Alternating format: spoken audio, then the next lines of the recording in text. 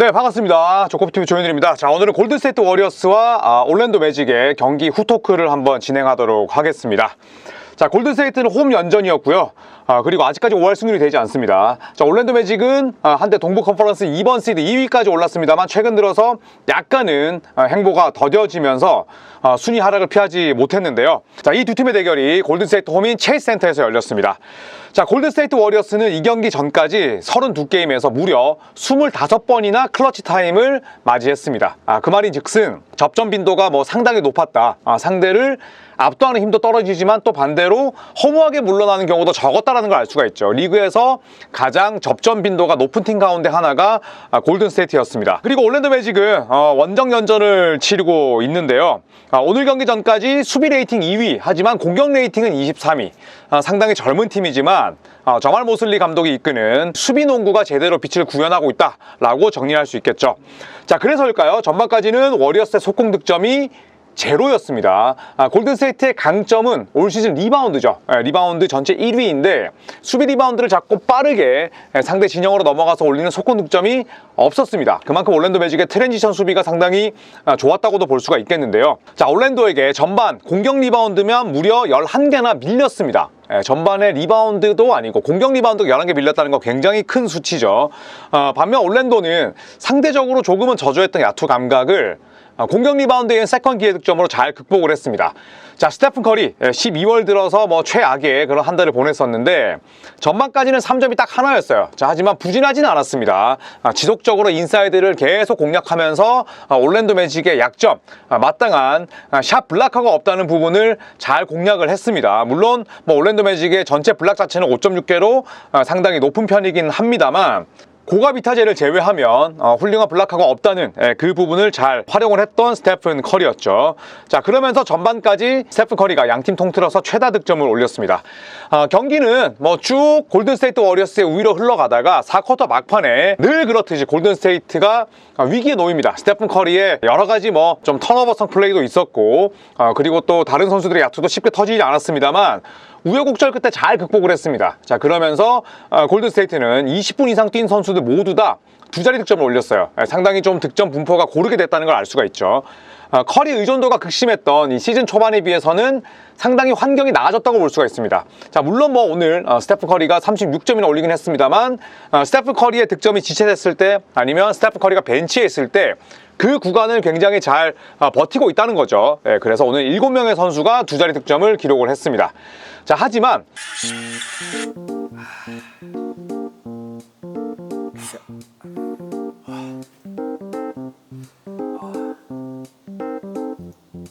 아직도 인터넷을 안 바꿨다고? 약정 끝난 인터넷 정수기 가만히 두면 최대 77만원까지 손해라니까?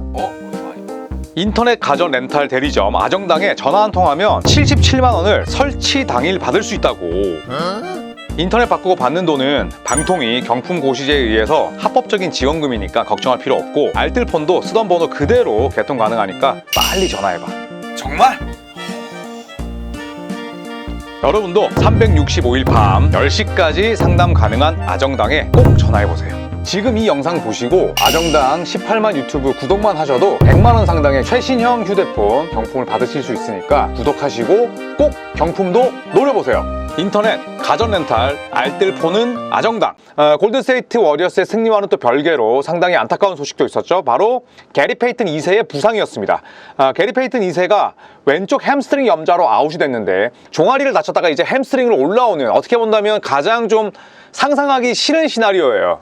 그래서 상대와의 충돌이 아니라 혼자 쓰러졌기 때문에 좀 더욱더 우려스럽습니다. 게리 페이튼 2세가 NBA의 모습을 드러낸 건 지난 2016-17 시즌이었어요. 그래서 횟수로는 7, 8년이 지났는데 현재까지 NBA 입성 이후에 뛴 경기 수가 179경기에 불과합니다. 그러니까 2016-17 시즌 이후에 계속 계약 맺고 또 방출되고 이랬기 때문에 출석률이 낮을 수밖에 없었지만 부상이 너무 잦은 것도 사실이에요. 그래서 지난 시즌에 이어서 다시 한번 게리 페이튼 2세가 많은 경기를 건너뛸 수밖에 없는 상황입니다. 자, 그리고 드레이먼드 그린은 10경기째 지금 결장을 하고 있습니다. 아직도 뭐 팀과 함께 하고 있지는 않은 상황이라고 해요. 팀 시설을 뭐 활용하거나 또 팀과 동행하진 않고 있다고 합니다. 그래서 스티브 커 감독과 간단히 그냥 뭐 텍스트 메시지로만 서로 연락을 하고 있는 상태라고 하는데, 구단의 보도와 스티브 커 감독의 이야기에 따르면 현 시점에서는 다음 스텝을 위한 그런 움직임은 없다라고 지금 이야기를 밝혔습니다. 골든스테이트는 드레이먼드 그린이 없는 18경기에서 현재 9승 9패입니다. 그래서 뭐 상당히 잘 싸우고 있다고도 볼 수가 있겠지만, 또 반대로 드레이먼드 그린이 없기 때문에 또 기존 선수들에게 과부하가 가는 것도 사실이죠. 자, 하지만 뭐 사견으로는 드레이먼드 그린이 빠졌기 때문에 조나단 쿠민과 뭐 트레이스 잭슨 데이비스, 포지션은 다릅니다만 브랜디 포뎀스키까지 연건들이 더욱더 성장할 수 있는 그런 여지가 마련이 되지 않았나 싶습니다. 그리고 스테픈 커리 이야기를 하지 않을 수가 없겠죠. 자, 스테픈 커리 화려하게 부활했습니다. 자, NBA 통산 월별 성적을 제가 봤는데 정말 깜짝 놀랐어요. 월별 성적을 보니까 12월 평균 득점과 야투 성공률과 3점 성공률이 가장 낮습니다. 10월, 11월, 12월, 1월, 2월, 3월, 4월, 5월 통틀어서 플레이오프까지 포함한 거예요. 가장 낮은데 그것도 압도적으로 낮더라고요. 12월에 평균 득점이 22.9득점, 야투 성공률이 45%, 3점 성공률이 40.4%, 40.4%가 가장 낮다는 것도 어떻게 본다면 커리의 위험이지만, 아니나 다를까 2023년 12월도 사실 엄청나게 부진했었거든요. 그런데 반대로 출전 시간은 12월이 커리어 통산 가장 높았어요. 35.1분. 그러니까 얼마나 부진했는지를 알 수가 있는 거죠. 출전 시간은 월별 커리어 통틀어서 가장 높은데 득점 최저, 야투 성공률 최저, 3점 성공률 최저. 하지만 1월 시작과 함께 화려하게 반등했습니다. 자, 오늘 경기에서 36점을 집어넣었고요. 또 35분이나 뛰었습니다. 3점슛 4개, 자유투는 11개 중에 3개나 흘렀어요. 8개를 집어넣었습니다만 어시스트 6개, 스틸 4개, 턴오버 2개로 맹활약을 했습니다. 자, 또 하나 골든스테이트 워리어스에서 오늘 좀 재밌었던 점은 아까 7명의 선수가 2자리 득점을 했다는 말씀을 드렸었는데, 저는 탐 위포, 탐슨과 위긴스, 포젬스키의 출전 시간이 좀 궁금해요.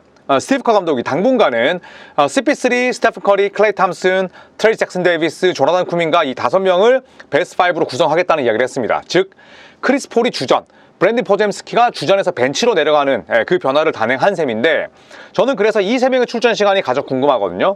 탐 위포, 클레이 탐슨, 그리고 앤드루 위긴스, 그리고 포젬스키. 그런데 오늘 출전 시간을 보니까 클레이 탐슨이 25분 주전으로 뛰었고요. 벤치에서 앤드루 위긴스가 21분, 그래서 10득점. 그리고 탐슨은 25분 뛰면서 야투 11개밖에 시도 안 했어요. 그러면서 15점을 기록을 했고, 브랜디 포젬스키가 벤치로 출전을 했는데 벤치 멤버 가운데 가장 많이 뛰었습니다. 28분 뛰면서 10득점, 리바운드 4개, 어시스트 2개, 스틸 2개, 턴오버 0. 역시나 견실한 활약을 펼쳤습니다. 그래서 저는 개인적으로 현재 로테이션에서 드레이먼드 그린이 돌아오기 전까지 탐슨과 위긴스, 포젬스키의 출전 시간의 변화를 좀 지켜보는 것도 좀 재밌지 않을까라는 생각이 들었습니다. 자, 올랜도 매직으로 넘어가 볼까요? 올 시즌 올랜도 매직의 선전을 기대하셨던 분들은 많지 않았을 거예요. 저도 뭐 개인적으로 플레인 토너먼트 정도는 뭐 노려볼 수 있겠지만, 줄곧 동부 컨퍼런스의 강호로 자리매김할 줄은 뭐 상상을 못했습니다. 하지만 현 시점까지 동부 컨퍼런스 사우스 이스트 디비전 1위입니다. 네, 그만큼 현재 좋은 성과를 내고 있는데, 자, 그래서 아까도 말씀드렸듯이 그 상승세의 가장 큰 원동력은 수비입니다. 이 저말 모슬리 감독이 KBL도 잠깐 뛰었잖아요. 그래서 여러 해외 리그를 전전하고 선수 생활 마감한 이후에 이제 코치를 시작했는데, NBA가 아닌 이제 해외 리그에서 뛰면서 가장 중요한 건 결국 수비 조직력이다라는 결론을 냈다고 합니다. 그리고 이 올랜도 매직이라는 굉장히 젊은 선수들이 많은 구단을 리그 최고의 수비팀으로 올려놨죠. 수비 레이팅은 2위인데 아쉬운 부분은 공격 레이팅이 23위에 불과하다는 거죠. 그러니까 오클라호마 시티 썬더나 혹은 뭐 미네소타 팀볼브스처럼 젊으면서도 뭐 상당히 또 공수 밸런스가 좋은 팀으로 만드는 작업이 얼마나 또 힘들겠습니까만은 간극이 커요. 이렇게 되면 뭐 당연히 공수 레이팅도 많이 깎일 수밖에 없는데, 기본적으로 빅윙 농구를 많이 하죠. 특히나 프렌치 바그너 그리고 파울로 방케로, 이 2명의 빅윙이 주도하는 공격력은 상당히 훌륭합니다. 둘 다 원투펀치잖아요. 원투펀치고 평균 20점을 넣고 있는데, 하지만 약간 또 시대 흐름을 역행하나라는 생각도 듭니다. 빅윙이라 하면 사실 키가 크면서 윙으로 뛰는 건데 정작 이제 1번과 2번, 그러니까 뭐 백코트 혹은 뭐 포인트 가드와 슈팅 가드, 자 이런 자원들의 외곽 슛이 좀 떨어지다 보니까 약간은 또 시대에 역행하는 농구를 할 수밖에 없는 것 같아요. 공격에서. 자, 페이스는 전체 11입니다. 그러니까 올랜도가 젊은 팀이고, 그리고 빅 윙들이 많기 때문에 뛰는 농구를 하는데 3점이 너무 안 좋아요. 그래서 3점 시도 개수가 29위, 성공 개수가 32. 아, 그렇다면 뭐 성공률이 이거보다 낫겠지. 아닙니다. 성공률도 꼴찌였어요. 그래서 3점 성공 개수 꼴찌, 3점 성공률 꼴찌입니다. 그리고 패스를 잘 돌리지도 못해요.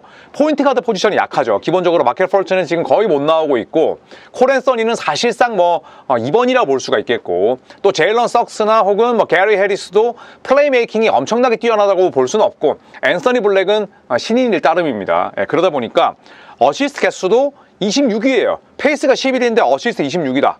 패싱 게임을 굉장히 못한다는 뜻이죠. 그런데 또 인간적인 면모도 있습니다. 수비를 굉장히 잘하는 팀이라고 말씀을 드렸지만 최다 반칙이 26위예요. 그래서 파울 트러블에 빠지는 경우도 많고, 또 실책도 23위, 상당히 많은 편이죠. 그리고 벤치에서 두 자리 득점을 얻고 있는 선수가 둘이나 있어요.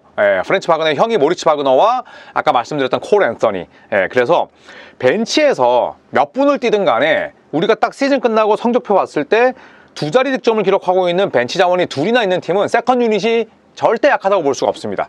물론 두 자리 득점, 즉 공격력이 그 벤치의 강약을 정하는 건 아닙니다만, 사실 이제 현대농구는 굉장히 공격적인 스탠스를 취하잖아요. 그런데 벤치에서 출전하는 식스맨 혹은 세븐스맨, 뭐 에이스맨 이런 선수들이 두 자리 득점을 올린다면 그만큼 감독은 로테이션을 돌리기가 쉬워집니다. 자, 그런데 올랜도 매직에게 또 고민거리가 하나 있습니다. 바로 웬델 카터 주니어가 주인공인데요. 자, 웬델 카터 주니어가 올 시즌에 이제 왼손 골절 때문에 굉장히 긴 시간 결장을 했습니다. 그래서 뭐 그 전후로 지금도 컨디션을 회복하고 있는 상태고, 지난 2경기 연속 이제 벤치에서 출전을 했습니다만, 어쨌든 올 시즌 좀 슬럼프가 극심하긴 해요. 왼손이 골절이긴 한데 슈팅 핸드는 또 오른손이고 하체 부상이 아니었다는 점에서 좀 이 슬럼프가 좀 우려스럽긴 한데요. 올 시즌 현재 생애 처음으로 한 자리 득점에 그쳐 있습니다. 한 자리 득점 그쳐 있고, 야투가 물론 외곽을 던지는 빅맨이지만 44%, 커리어 로우예요. 가장 떨어집니다. 그래서 평균 득점과 야투 성공률이 가장 낮고, 이러다 보니까 이제 수비에서도 존재감이 그렇게 크진 않아요. 자, 백업 출신인 이 고가 비테자 선수가 맹활약을 하고 있긴 합니다만, 올랜도 매직의 주전 센터는 웬델 카터 주니어죠. 그렇기 때문에 웬델 카터 주니어가 부활을 해야 올랜도 매직의 상대적으로 좀 떨어지는 5번 포지션에 대한 보강도 스스로 만들어낼 수 있고, 또 조나단 아이자가 언제 그랬냐는 듯이 또 들어 누웠습니다. 그냥 뭐 한 시즌에 30경기도 못 뛴다고 보면 돼요. 그렇기 때문에 카터 주니어 고가 비타제 체제로 올랜도의 빅을 구성할 수 있겠고, 또 하나 마켈 펄츠도 빠르게 좀 돌아올 필요가 있죠. 뭐 마켈 펄츠랑 프렌치 바그너가 안 맞는다, 뭐 마켈 펄츠랑 그 다음에 파울로 방케로가 맞을 수가 없다. 맞습니다. 왜냐하면 이 두 명은 볼 핸들러 역할도 할 수 있는 그런 빅 윙이기 때문에 마켈 펄츠가 있었을 때 서로 시너지 효과가 나지 않을 수는 있어요. 자, 하지만 그렇다고 치더라도 현재 올랜도 매직은 전통적인 포지션이긴 합니다만 1번과 5번이 너무 약해요. 그렇다면 결국 웬델 카터 주니어의 컨디션이 올라오고 마켈 펄츠가 투입이 돼서 다음 몇 분이라도 버텨주는 게 중요하지 않을까라는 생각이 듭니다. 자, 이상 골든스테이트와 올랜도의 후토크를 살펴봤습니다. 자, 여러분께서 생각하시는, 제가 놓친 이슈들이 무엇이 있는지 또 댓글로 남겨주시면 감사하겠습니다. 고맙습니다.